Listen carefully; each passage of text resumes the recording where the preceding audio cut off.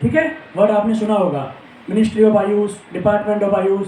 अपने जो prime minister Modi ji है, लगभग अपने जितने भी वो उद्बोधन करते हैं, जितने वो भाषण देते हैं, सब में वो डेफिनेटली आयुर्वेद और आयुष के बारे में बातें करते हैं। ठीक है, एक सिस्टम कौन सा है? आयुष। एक सिस्टम है ASUS। ठीक है, अभी जिस सिस्टम की अपन बात करेंगे वो सिस्टम है ASUS, आयुर्वेदा, सिद्धा, यूनानी और शोवारिपा। इतना मैं मानता हूँ कि जो 3 सिस्टम है उनके बारे में कभी कुछ ना कुछ सुना होगा आपने, लेकिन जो लास्ट वाला है कभी सुना आज तक? शोवारिपा। ठीक है, इस सिस्टम को भी जो NCISM है अपना, जो बॉडी, जैसे कि मेडिकल के अंदर कौन सी बॉडी है? पहले MCI था, ठीक है, अभी उनके अंदर क्या आ गया है? NMC, national medical commission. वैसे के वैसे अपने जो आयुर्वेद है, जो आयुष सिस्टम है, उसको कंट्रोल करने के लिए, उसके मैनेजमेंट के लिए सेंट्रल गवर्नमेंट की एक बॉडी है NCISM। ठीक है, तो ये उसके अंडर में आता है। शोवारिपा को भी उन्होंने एज ए आयुष पैथी इसको इंक्लूड कर दिया है। क्लियर? नेक्स्ट। ठीक है, 4 चीज़ें अपने पास में है। आयुर्वेद के ड्रग्स हैं, हर्बल ड्रग्स। ठीक है, देखिए ये सारे के सारे ट्रेडिशनल मेडिसिन सिस्टम है।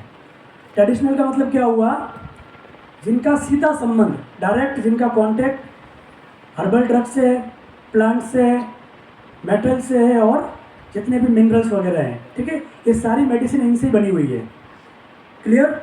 नेक्स्ट। ठीक है, ये डिफरेंस है आयुष और ASUS के अंदर। ठीक है, दोनों का आपको पता होना चाहिए। आयुष की फुल फॉर्म क्या है? आयुर्वेदा, योगा, नेचुरोपैथी, यूनानी, सिद्धा और होम्योपैथी। ठीक है, सारी के सारी पैथीज, ये सारी इंडियन पैथीज है। इंडियन मतलब जैसे कि आयुर्वेद है, ठीक है, वो तो डेफिनेटली इंडिया की मेन पैथी है।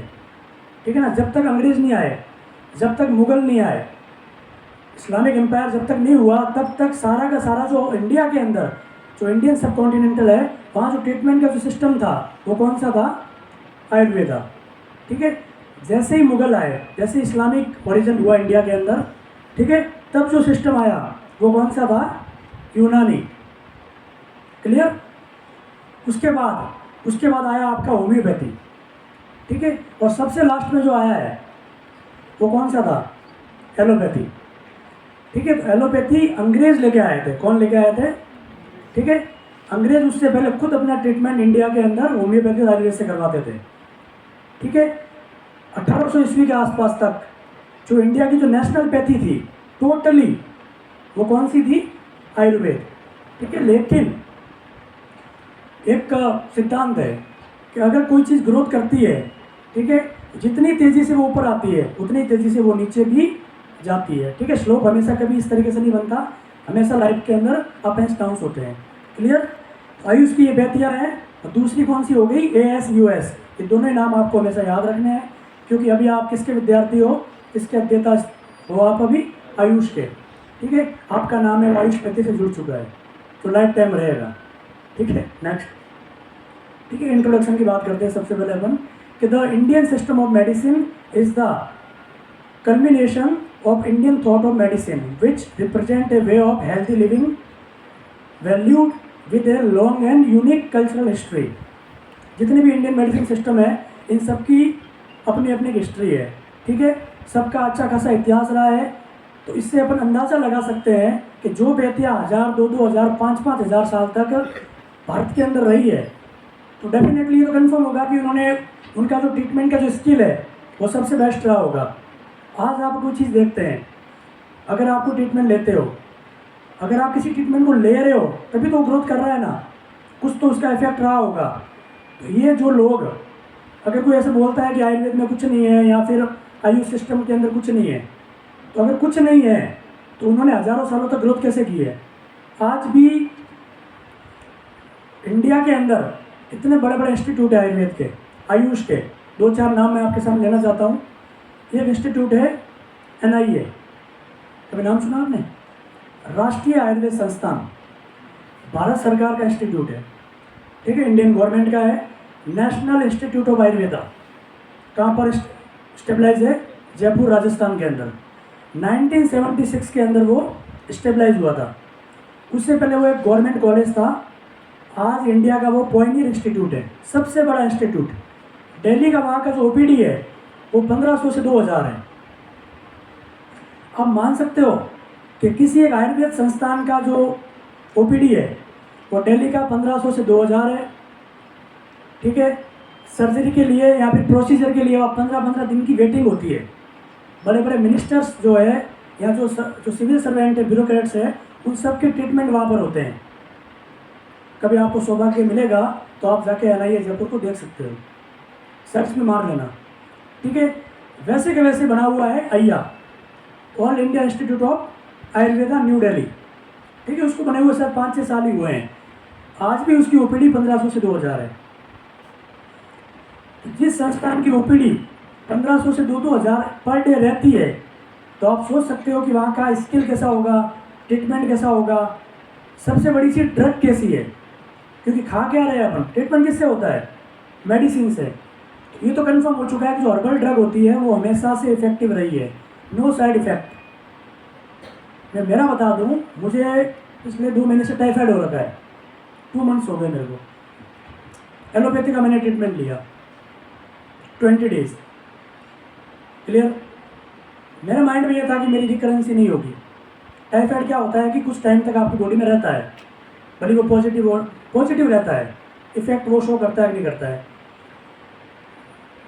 जब तक मैंने ट्रीटमेंट लिया, एंटीबायोटिक खाई मैंने, कुछ मेरे एग्जाम थे, मैंने उस चक्कर में, ठीक है, तब तक मेरा ठीक था। अरे मैंने कहा ठीक हो गया मैं। उसके 15 दिन तक मैंने दवाइयाँ सब बंद कर दी, मेडिसिन, प्रॉपर डाइट लेना स्टार्ट कर दिया। आफ्टर 15 डेज मुझे वापस रिकरेंसी हो गई।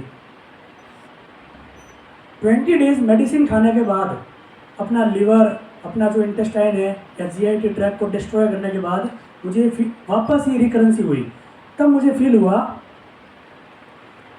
नो डाउट मैं पैरेलल आयुर्वेद भी ले रहा था, कुछ मेरे एग्जाम थे, मैंने क्या गलती की, मैंने क्या सोचा, नहीं मुझे क्विक रिलीफ चाहिए, फटाक से मैंने ट्रीटमेंट लिया और मैंने कहा ठीक हो जाऊंगा। मैं ठीक नहीं हुआ। पिछले 10 दिन से मैं लगातार आयुर्वेद का ट्रीटमेंट ले रहा हूँ। विदिन 3 और 4 डेज मेरा सारा टाइफाइड सप्रेस हो चुका है, मुझे कोई सिम्टम नहीं आ रहा है। आप मान सकते हो चीज़ को। और क्या खाया मैंने, कुछ टाइप की जो ड्रग्स होती है आयुर्वेद की वो मैंने ली है, ठीक है, और उसके बाद मुझे इतना रिलीफ है। मैं आपके सामने रियली एक चीज़ बता रहा हूँ, फ्रेंकली, इतनी अच्छी अच्छी मेडिसिन है आयुर्वेद के अंदर कि मतलब आप जब पढ़ोगे इन चीज़ों को, कैसे इनके बनाने का प्रोसीजर होता है, आप उनको लोगे, आप उनको जो पेशेंट को दोगे, तो पेशेंट जब ठीक होगा। एक डॉक्टर के लिए, एक प्रैक्टिशनर के लिए इससे बड़ी चीज़ नहीं होती कि जब आप चेयर पे बैठते हो तो सामने आपके पेशेंट है, आप उसको अच्छे से डायग्नोज करके जो ट्रीटमेंट देते हो, और वो 7 डेज़ के बाद वो आपसे आके ये बोलेगा कि सर आपने क्या दिया मुझे, तुरंत रिलीफ हो गया मेरे को, ठीक है ना, तब आपको अच्छा फील होगा। GIT के अंदर ब्रेन टॉनिक में, लिवर टॉनिक में, स्किन डिसीज़ के अंदर आयुर्वेद से बड़ी औषधि किसी के पास भी नहीं है। मैं आपको आज बता रहा हूँ, लिव 52 आयुर्वेद की एक ड्रग आती है, हिमालय ब्रांड है, हिमालय नाम सुना होगा आपने, बहुत सारे इसके वो आते हैं सप्लीमेंट्स। एलोपैथी डॉक्टर जो है ना, उनके पास लिवर के लिए कोई भी टॉनिक नहीं है। तो आप किसी का भी प्रिस्क्रिप्शन देखना एलोपैथी डॉक्टर का, भले उसको टाइफाइड होता है किसी पेशेंट को, जिसका बिलिरुबिन का लेवल बढ़ जाता है, उसको जॉन्डिस होता है, एनीमिया होता है, ठीक है, उसका सबसे अधिक इफेक्ट किसके ऊपर पड़ता है, लिवर के ऊपर पड़ता है। तो लिवर टॉनिक के लिए वो कौन सी मेडिसिन यूज़ करते हैं, लिव 52। पाइल्स, फिस्टुला, फिशर बहुत बड़ी प्रॉब्लम है आज के टाइम में, हर किसी को होती है। आयुर्वेद से बढ़ के उनके पास, आयुर्वेद से बड़ा ट्रीटमेंट उनके पास भी नहीं है। जो वो ऑइंटमेंट भी यूज़ करते हैं वो भी मोस्ट ऑफ आयुर्वेद के यूज़ करते हैं, ठीक है। किडनी डिसऑर्डर के अंदर अगर किसी को किडनी स्टोन वगैरह है, अगर वो 5 mm तक है या 6-7 mm तक है, वहाँ तक भी आयुर्वेद उसको क्योर करता है, बिना किसी प्रोसीजर, बिना किसी ऑपरेशन के। एक मेडिसिन आती है नीरी KFT, नीरी, आप नाम लिखते जाइए, आपको याद रहेगा हमेशा। नीरी KFT एमिल फार्मा है आयुर्वेद का, ठीक है, ऑथेंटिक मेडिसिन है, सारे एलोपैथी डॉक्टर उसको यूज़ करते हैं। ऐसे बहुत सारे, सिस्टोन है, ठीक है। सेप्टिलिन है, सेप्टिलिन आती है रेस्पिरेटरी डिसऑर्डर के लिए, ब्रांड उसका हिमालय है। आप खुद ये चीज़ें लाइफ में जब लेके देखोगे तब आपको फील होगा कि नहीं यार बहुत कुछ है आयुर्वेद में। आप में से ही कुछ डॉक्टर है वो एकेडमिक में जाएंगे, बड़े प्रोफेसर बनेंगे, कुछ डॉक्टर प्रैक्टिस में जाएंगे, कुछ डॉक्टर से वो साइंटिस्ट बनेंगे आयुर्वेद के अंदर, रिसर्चर बनेंगे। आप लोग नए भारत का भविष्य हो। तो मैं चाहता हूँ कि जो भी आप लाइफ में करें आयुर्वेद को पढ़ें, उसको समझें, ठीक है। लाइफ में देखिए अपन को क्या बताया गया है कि लाइफ में बस पैसा कमाना है, ग्रोथ हमेशा पैसे से होती है, ये चीज़ हमेशा माइंड में डाली गई है। सबसे बड़ी जो ग्रोथ होती है वो पैसा भी एक टाइम तक ही आपको अच्छा लगता है, लेकिन जो मन की संतुष्टि होती है, यहाँ जो आपका जो शरीर है, जो स्वास्थ्य है, वो सबसे बढ़ के होता है। एक व्यक्ति है बिलीनियर है, बहुत सारा पैसा है उसके पास, बट अगर उसको हेल्थ इशू है, क्या वो खुश रह सकता है? राकेश झुनझुनवाला, ठीक है, बिग बुल बोलते हैं उसको, डेथ हो गई अभी उनकी, ठीक है, शेयर मार्केट का किंग था वो। लेकिन पिछले 25 से 30 सालों तक बंदा खड़ा नहीं हो रहा था, उसको डायबिटीज़ हो रखा था। डायबिटीज़ का उसने नो डाउट उसने ट्रीटमेंट लिया होगा, लेकिन क्या एलोपैथी के पास डायबिटीज़ का ट्रीटमेंट है? आपके घर में किसी भी व्यक्ति के किसी न किसी के तो होगा, अपने चाचा ताऊ छोटा भाई जो भी फैमिली में रहते हैं, किसी के तो होगा। आप उनसे पूछना वो क्या ट्रीटमेंट लेते हैं? ग्लिम्पेरामाइड, ठीक है, 2-4 जो मेडिसिन होती है आयुर्वेद की, मेटफॉर्मिन, ठीक है, वो ये खाते हैं 500 mg, थोड़ा बढ़ जाएगा तो दिन में 2 बार कर देंगे 500, और आपका और बढ़ जाता है अगर तो आप इंसुलिन के इंजेक्शन लोगे। क्या ये ट्रीटमेंट है? वो थक चुके हैं, उनके पास कोई ट्रीटमेंट नहीं है। आयुर्वेद के अंदर ऑथेंटिक ट्रीटमेंट है डायबिटीज़ का, दुनिया लेती है, लोग ठीक होते हैं। बट अपनी प्रॉब्लम क्या है कि अपन पता है कब पहुंचते हैं आयुर्वेद के पास? जब अपन थक चुके होते हैं। जिस चीज़ को अपन को लाइफ में सबसे पहले ग्रहण करना चाहिए, लेना चाहिए, वो अपन ना लेके जब अपना सारा लिवर अपन खराब कर चुके हैं, जो पेनक्रियाज अपना है जो उसको पूरा ठप कर चुके हैं, तब अपन उस डॉक्टर के पास आते हैं और उसको बोलते हैं कि सर प्लीज़ मुझे ठीक करिए। तो जब आपकी बॉडी रेस्पॉन्स नहीं कर रही, जो सेल, जो बीटा सेल जो आपका इंसुलिन का फॉर्मेशन करती है, वो खूब ठंडी पड़ी हुई है। क्यों? क्योंकि आप इंसुलिन ले रहे हो। जब आप बाहर से इंसुलिन ले रहे हो तो बीटा सेल है वो क्यों बनाएगी इंसुलिन? अगर आपको डेली जोमेटो को खाना मिलेगा, डेली स्विगी से अगर आप खाना ऑर्डर करोगे, तो क्या आप की इच्छा होगी खाना बनाने की? आपका रूटीन बन चुका है। 1 साल तक अगर आपको जोमेटो को खाना दिया जाएगा, क्लियर, और एक दिन सडनली आपसे बोला जाए नहीं आपको खाना बनाना है, तो आपको क्या फील होगा? बना सकते हो आप? नहीं बना पाओगे। वैसे के वैसे जो पैनक्रियाटिक जो बीटा सेल है, उसको जब इंसुलिन लगा लगा के जब आपको उसकी ग्रोथ करवानी थी, उसको ये मोटिवेट करना था कि आप इंसुलिन का सिक्रेशन करें, उसको ये ना करवा के आपने क्या किया? इंसुलिन दिया बाहर से कि नहीं भाई तू आराम से बैठ जा, इंसुलिन अपन को मिलता रहेगा। उसको आपने हैबिचुअल कर दिया, आपने अपने ब्रेन को भी हैबिचुअल कर दिया। और फिर आप उसको बोलोगे, जब आप परेशान हो चुके हो, लिवर आपका डैमेज है, पेनक्रियाज डैमेज है, ठीक है, तब आप वापस उसको आयुर्वेद की तरफ ले आओगे और बोलोगे नहीं अब तो इंसुलिन को डिजनरेट कर या सिक्रेट कर। क्या वो कर सकता है? नहीं कर पाएगा, ठीक है। ये सारी चीज़ें हैं। डायबिटीज़ का सबसे बेस्ट ट्रीटमेंट किसके अंदर है? आयुर्वेद के अंदर है। नेक्स्ट, एक सेकंड पीछे, हाँ ये ठीक है, ठीक है। जिसकी अपन बात करते हैं ASUS, अपन को पता है कि आयुर्वेदा कहाँ का है? आयुर्वेदा जो पैथी है किस कंट्री से बिलोंग करती है? इंडिया या फिर इंडियन सब कॉन्टिनेंट, ठीक है, भारतीय उपमहाद्वीप, क्लियर। यूनानी जो पैथी है वो कहाँ से आई है? ग्रीस से आई है। कहाँ से आई है? ग्रीस या फिर यूनान कंट्री है। होम्योपैथी कहाँ से बिलोंग करती है? जर्मनी से। Homeopathy is a German pathy, clear. उसके अलावा आयुर्वेदा, सिद्धा, योगा और नेचुरोपैथी, ये सारों ये जो 4 पैथियाँ हैं, ये कहाँ से बिलोंग करती है? इंडिया से। आयुर्वेदा के साथ साथ सिद्धा जो है वो तमिल जो साउथ इंडिया है वहाँ से बिलोंग करती है। योगा तो आपको पता ही है, पतंजलि योग सूत्र, ठीक है, जो मतलब सबसे बड़ा मुद्दा है आज की तारीख में पूरी दुनिया के अंदर। एक टाइम था आज से 20 साल पहले, अगर आप किसी एलोपैथी डॉक्टर से पूछते थे, अच्छे जो साइंटिस्ट है, कि योगा क्या होता है या क्या, वो क्या बोलते थे, जो होगा वो मेडिसिन से होगा, योगा से कुछ नहीं होने वाला। उनको ऐसा लगता था, ठीक है। उनके पास डाइटिशियन नहीं थे, वो क्या बोलते थे। अब देखिए एलोपैथी और आयुर्वेद में दोनों डिफरेंस क्या है। एलोपैथी जो मेडिसिन सिस्टम है वो क्या करता है और आयुर्वेद क्या करता है। अगर आपको बुखार है, बुखार मीन्स आपका टेम्परेचर बढ़ा हुआ है, ठीक है, आप टेस्ट कराओगे, सीबीसी करवाओगे, कुछ आपके सामने रिकॉर्ड आएगा कि डब्ल्यूबीसी बढ़ी हुई है या कम है, ईएसआर कम या ज़्यादा है, प्लेटलेट्स ज़्यादा है या कम है, उसके बेस पे वो डायग्नोज करके ट्रीटमेंट लिखेंगे। फीवर का ट्रीटमेंट जो है या किसी भी डिसीज़ का ट्रीटमेंट है वो क्या करेंगे, लाक्षणिक चिकित्सा, सिम्टोमेटिक ट्रीटमेंट होता है एलोपैथी के अंदर। जो जो सिम्टम आ रहे हैं उसको वो सप्रेस करने के लिए मेडिसिन देंगे। और ये डेफिनेटली है, अगर आप मेडिसिन दोगे, एक चीज़ को आप दबा दोगे, लेकिन उसके पैरेलल दूसरा कॉम्प्लिकेशन आपको जरूर आएगा। आप एलोपैथी मेडिसिन खाते हो, अगर आप 2 साल तक खाओगे तो वो चीज़ ठीक हो जाने के साथ साथ दूसरी एक उसके पैरेलल उससे ही संबंधित एक नई प्रॉब्लम आपको स्टार्ट हो जाएगी, ठीक है।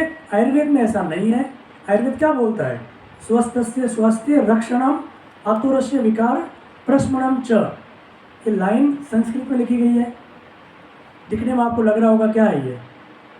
आप सोच के देखो, अपने देश के अंदर एक ऐसी व्यक्ति है, हजारों सालों से चली आ रही है, और उन्होंने क्या बोला है, आयुर्वेद का सिद्धांत ये है कि जो व्यक्ति स्वस्थ है उसके स्वास्थ्य की रक्षा करना, और जो व्यक्ति रोगी हो चुका है, उसका जो बीमार हो चुका है उसको ठीक करना।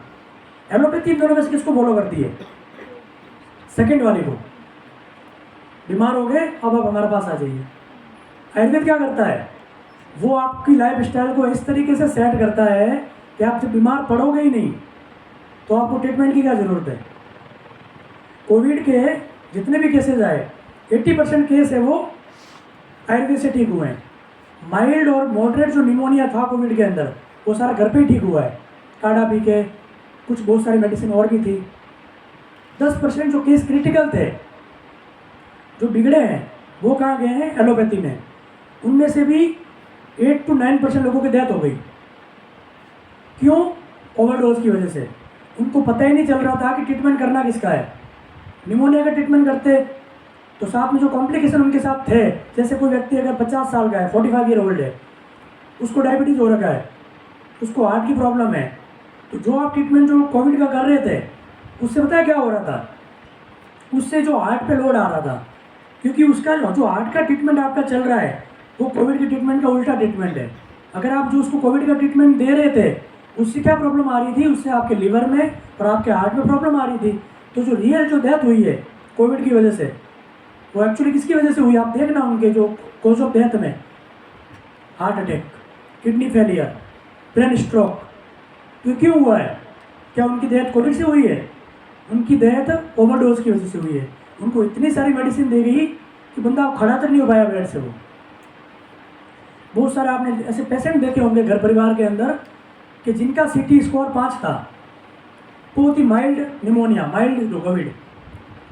आप चाहते हो घर पे ठीक कर सकते थे उसको, आप उसको हॉस्पिटल लेके गए, पेशेंट एकदम नॉर्मल, जैसे ही डॉक्टर ने बोला कि इसका कोविड पॉजिटिव है, आपको तुरंत हॉस्पिटल में भर्ती कर दिया गया। आप नॉर्मल हो, बट आपके माइंड में क्या डाला कि आप कोविड पॉजिटिव हो, अब आपको भर्ती होना है, एडमिट होना है। मैं रियली एक चीज़ बता रहा हूँ, मतलब ये पेशेंट की बात कर रहा हूँ जो मेरे घर में हुआ है, उसका ही मैं व्याख्या कर रहा हूँ यहाँ पर। एकदम normal patient, only Covid positive, भर्ती कर दिया, एडमिट हो गया। वो ऑक्सीजन उसको नहीं चाहिए, विदिन 3 डेज वो बंदा ऑक्सीजन पे आ गया। एक हेल्दी, एक नॉर्मल पर्सन कोविड पॉजिटिव था, बेड पे जब एडमिट हुआ तब उसको ऑक्सीजन नहीं था, 2-3 दिन के अंदर वो ऑक्सीजन पे आ गया, 1/2 लीटर ऑक्सीजन, ठीक है। 3-4 दिन के अंदर वो 3 लीटर ऑक्सीजन पे आ गया, 15 दिन के अंदर वो 12 लीटर ऑक्सीजन पे आ गया। लंग्स फाइब्रोसिस हो गया, इतनी सारी मेडिसिन उसको दे गई, वो खड़ा नहीं हो पाया और उसकी डेथ हो गई। ऐसे ऐसे मिसमैनेजमेंट की वजह से लोगों की डेथ हुई है। मुझे लगता है अगर वो व्यक्ति अपने घर पे रहता, कुछ अगर सिम्टोमेटिक ट्रीटमेंट के साथ आयुर्वेद का ट्रीटमेंट भी लिया होता तो शायद वो जिंदा होता। ऐसे हजारों डेथ हुई है। ठीक है, मैं चाहता हूँ कि आप एक ऐसे डॉक्टर बने जिसका फर्ज ये हो कि मैं लोगों की सेवा करूँ। सेवा करोगे पैसा अपने आप आ जाएगा, लेकिन सेवा से बड़ा कोई धर्म नहीं है। जिन व्यक्ति के नाम पे ये संस्था बनी हुई है वो व्यक्ति, उनका व्यक्तित्व भी कुछ ऐसा ही था।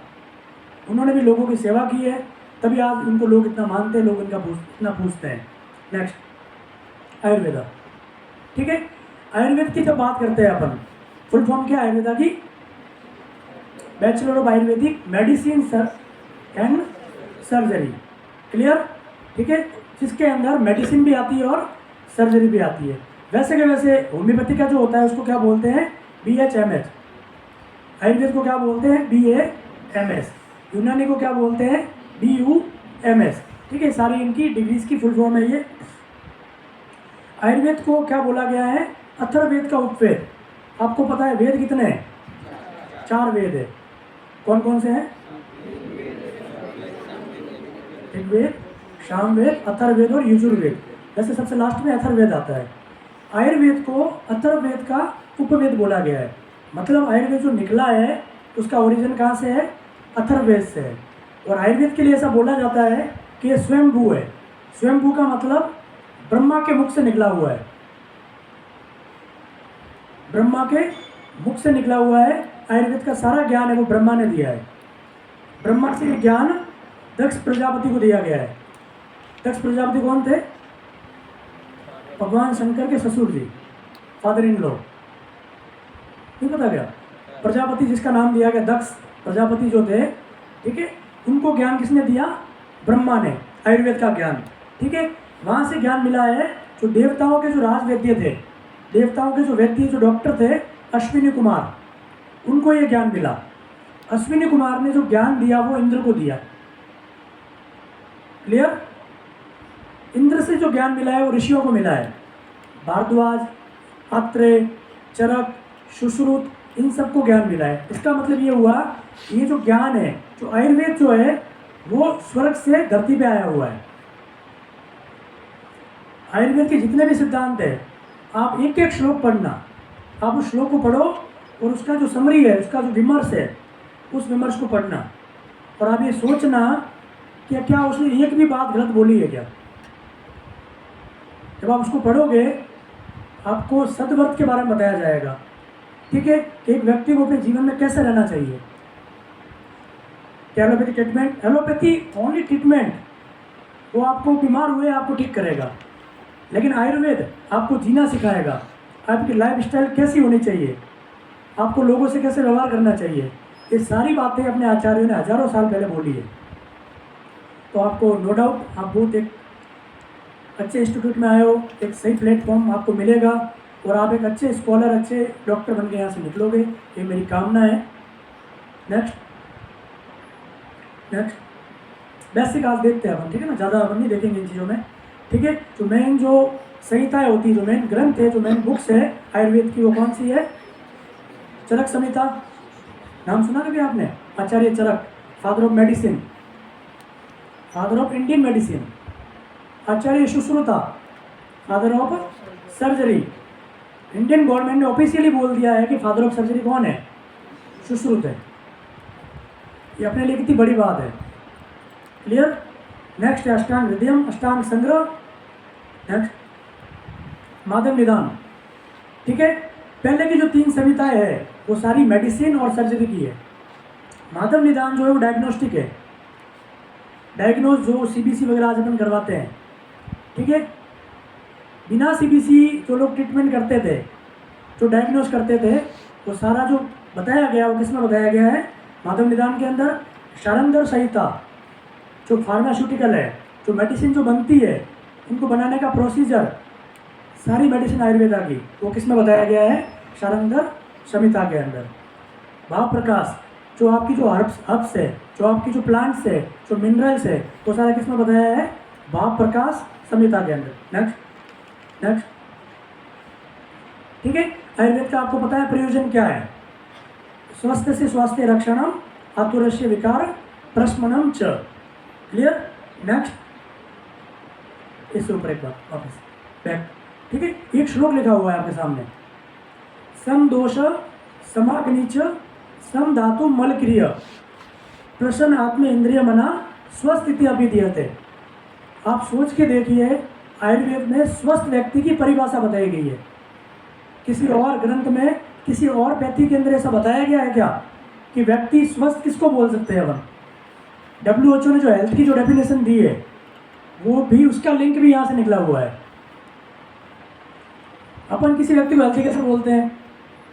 कि जो व्यक्ति फिजिकली हेल्दी हो, मेंटली हेल्दी हो, सोशली, इकोनॉमिकली, ये सारी ग्रोथ देख के अपन क्या बोलते हैं कि वो व्यक्ति स्वस्थ है। यही होता है आजकल। ठीक है, अब ये देखिए एक बार, आयुर्वेद किसके ऊपर डिपेंडेंट है? दोष, धातु और मल के ऊपर। दोष, धातु, मल, इन तीनों चीज़ों के ऊपर आयुर्वेद निर्भर हो रखा है, टोटली निर्भर है। ठीक है, तो ये क्या बोल रहा है? समदोष। अगर आपके शरीर के जो दोष है, वात, पित्त, कफ, रज और तम, अगर ये सामान्य अवस्था में है, जितना होना चाहिए उतनी अवस्था में है, समाग्नि, अग्नि का मतलब क्या हुआ? आपका जो डाइजेस्टिव सिस्टम है। क्योंकि आयुर्वेद ये बोलता है कि आपके शरीर में जितने भी रोग होते हैं वो आपके पेट से होके जाते हैं। पेट मीन्स आपके GIT से होके जाते हैं। अगर आपका GIT जो है, या गैस्ट्रोइंटेस्टाइनल ट्रैक्ट, अगर आपका प्रॉपर तरीके से काम कर रहा है तो आप हेल्दी रहोगे। अगर ये प्रॉपर काम नहीं करेगा तो आप अनहेल्दी हो जाओगे। तो अगर किसी के साथ दोष, सम दोष हो, अग्नि भी, जो व्यक्ति की अग्नि है, जो डाइजेस्टिव फायर है, जो वो खाना खाता है, डाइजेशन होता है, अगर वो प्रॉपर तरीके से है, ठीक है। साथ ही साथ सम धातु, धातु मीन्स धातु जो वो इकाई होती है, वो यूनिट्स है बॉडी की, फंडामेंटल यूनिट्स, जिससे शरीर का निर्माण होता है। तो दोष, धातु, मल, तो अगर आपके शरीर में दोष, धातु, मल और अग्नि, इनकी क्रियाएं प्रॉपर तरीके से हो रही है, जितना होना चाहिए उतना है, और अगर आपका मन और आत्मा और इंद्रियां प्रसन्न है, ये मेंटल हेल्थ की बात कर रहा हूँ मैं, ऊपर वाला जो था वो फिजिकल हेल्थ थी, प्रसन्न आत्मा इंद्रिय मना, अगर आपकी इंद्रियां, आत्मा और मन अगर ये प्रसन्न है तो व्यक्ति किस में काउंट होगा? स्वस्थ व्यक्ति के अंदर। क्योंकि आपको पता है कि अगर हेल्थ, फिजिकल हेल्थ अच्छी होगी, मेंटल हेल्थ अच्छी होगी, तो व्यक्ति अपने आप अच्छा कमाएगा। जब शरीर आपका स्वस्थ रहेगा तो आप अच्छा कमाओगे, अच्छी ग्रोथ करोगे, तो आर्थिक रूप से भी आप स्वस्थ रहोगे। अगर आप आर्थिक रूप से स्वस्थ रहोगे तो आप चैरिटी करोगे, आपका लोगों से उठना बैठना होगा। अगर आप दान पुण्य करोगे तो आपकी जो है ना स्पिरिचुअल हेल्थ, वो भी आपकी अच्छी रहेगी, सोशल हेल्थ भी आपकी अच्छी रहेगी। टोटली किस पे डिपेंड है? ये फिजिकल और मेंटल हेल्थ के ऊपर। क्लियर? नेक्स्ट, इससे आगे